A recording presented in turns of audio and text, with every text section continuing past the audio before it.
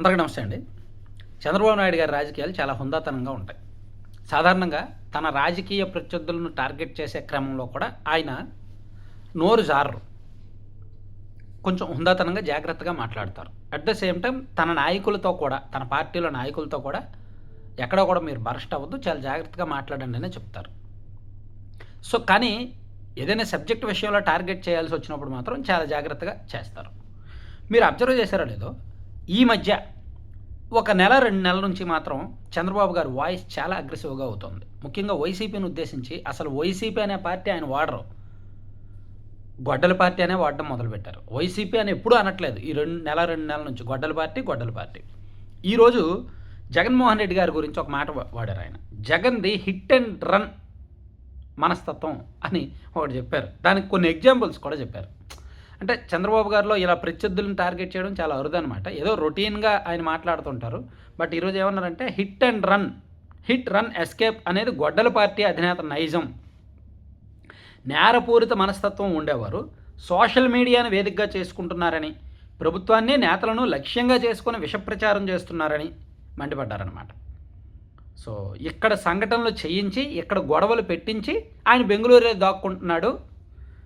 ఏదో ఒక అరాచకానికి తెదేపా నేతలను బాధ్యులను చేయాలని చూస్తున్నారు. ఈ సైకోయిజానికి ఆధ్యాత్మికత, టెక్నాలజీ పరిష్కారం చూపిస్తాయి. ఇలాంటి సైకో మనస్తత్వమే ఇవాళ తెలంగాణలో 6 దారి తీసింది అని చెప్పి హైదరాబాద్లో ఒక ఘటన జరిగింది, గుర్తుందా? తన మీద ఫోక్సో కేసు పెట్టారని చెప్పి ఒక వ్యక్తి ఆ కుటుంబంలో మొత్తం 6 హతమార్చాడు ఈరోజు ఉదయం. ఇది దేశవ్యాప్తంగా సంచలనం సృష్టించిన ఘటన. సో దాన్ని ఇక్కడ తీసుకొచ్చి ఇలాంటి సైకో మనస్తత్వం ఉన్న వాళ్ళే ఈ ఘటనకు దారి తీసింది.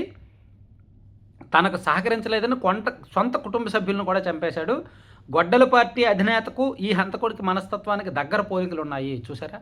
హైదరాబాదులో ఈరోజు జరిగిన ఒక అత్యంత తీవ్రమైన, దారుణమైన హత్యోదంతాన్ని తీసుకొచ్చి ఆ మనస్తత్వానికి జగన్మోహన్ రెడ్డి గారి మనస్తత్వంతో లింక్ చేసి మాట్లాడారు. సాధారణంగా చంద్రబాబు గారు ఇటువంటి మాటలు మాట్లాడరు. ఇంత అగ్రెసివ్గా, ఇంత లెవెల్కి అయితే మాట్లాడరు అనమాట. కానీ ఎందుకో ఈరోజు వెళ్ళారు. అక్కడ వరకు ఒక రకంగా లోకి వెళ్ళారనే అనిపించింది.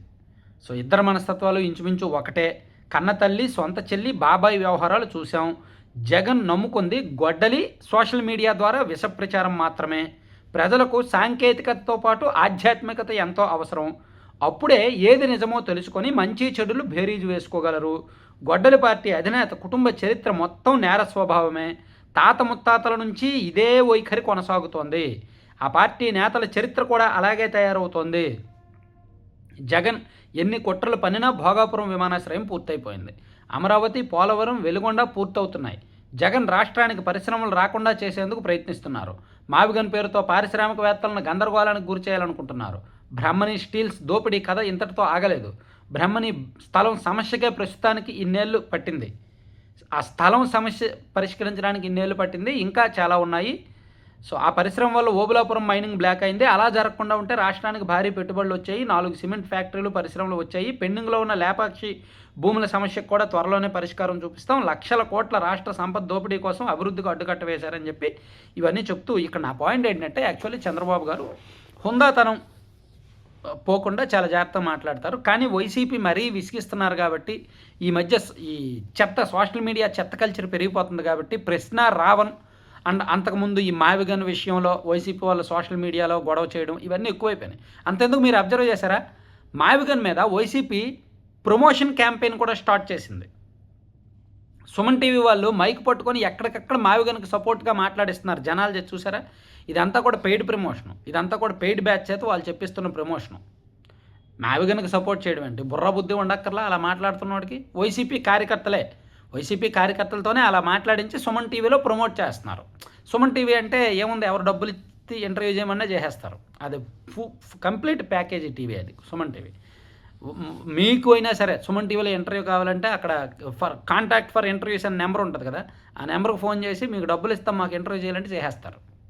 అంటే చూడండి, మనకి హైవేల పక్కన టార్చ్ లైట్ వేసుకొని ఉంటారు కదా, అంతకన్నా చెత్తకు తీసుకొచ్చారు. కొన్ని ఛానల్స్ జర్నలిజాన్ని, మీడియాని అంతకన్నా దిగజార్చారు. సో దానికి ఈ టీవీలు ఏమీ అతీతం కాదు. ఇంకా అంతకన్నా నేను చెప్పకూడదులే. సో అంతే, డబ్బులు ఇస్తే ఏమైనా చేస్తారు. సో ఇప్పుడు అదే పెయిడ్ క్యాంపెయిన్ నడుస్తుంది. మావిగన్ కావాలి, అమరావతి వద్దు అని. కంటెంట్ ఇచ్చి స్క్రిప్ట్ ఇచ్చి మాట్లాడేస్తున్నారు వైసీపీ వాళ్ళ చేత. సో మరి ఇలా చేస్తున్నప్పుడు ఉంటుందిగా, బరస్ట్ అవుతారుగా. సో అలాగే సీఎం గారు కూడా బరస్ట్ అయ్యారనమాట.